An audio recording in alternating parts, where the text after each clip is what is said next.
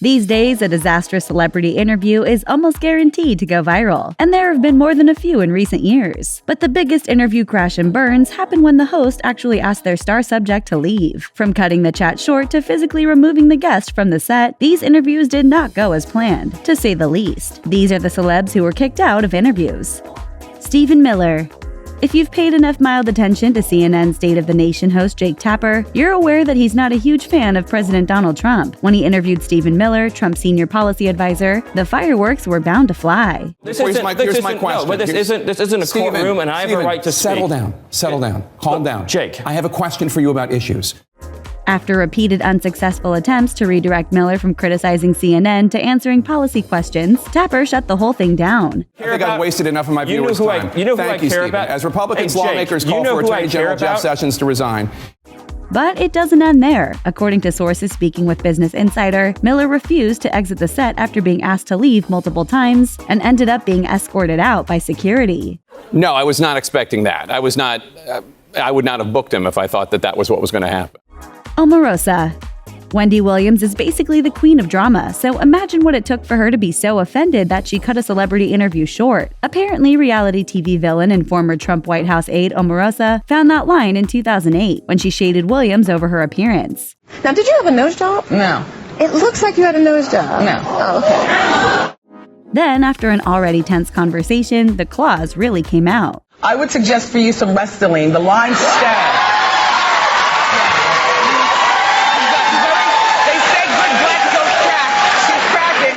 But Omarosa isn't exactly one to sit back quietly. Jeff, and I would suggest a wig that doesn't sit off my head 3 inches. That would be my suggestion. Yeah, that was Williams' breaking point. You know what, Omarosa? And on that note, thank you for coming on my show. Michael Wolff.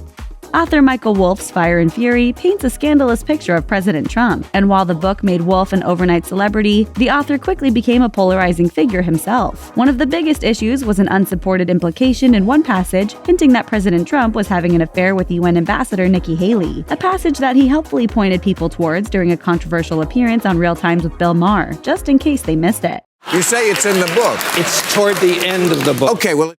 Wolff then appeared on Morning Joe, where co-host Mika Brzezinski had a real problem with both the claim and how Wolff was teasing it. You might be having a fun time playing a little game dancing around this, but you're slurring a woman. It's disgraceful. Not only could Wolff offer no proof during the segment, but he even walked back his implication of the affair, and Brzezinski wasn't having it. You're on the set of Morning Joe. We don't BS here. Eventually, Brzezinski shut the interview down. I'm sorry, this is awkward. You're here on the set with us, but we're done. Michael Wolff, thank you. We're going to go to break now. Bye, everyone. We'll be right back. Joan Rivers. The late, great Joan Rivers made a name for herself by having no filter, but she apparently crossed the line on the British show Loose Women and got herself kicked out. It all started when she described an unpleasant interaction with actor Russell Crowe. You want to say to the camera, he is a piece of, get ready to bleep this, The problem? Loose Women is a completely live show with no bleeping ability.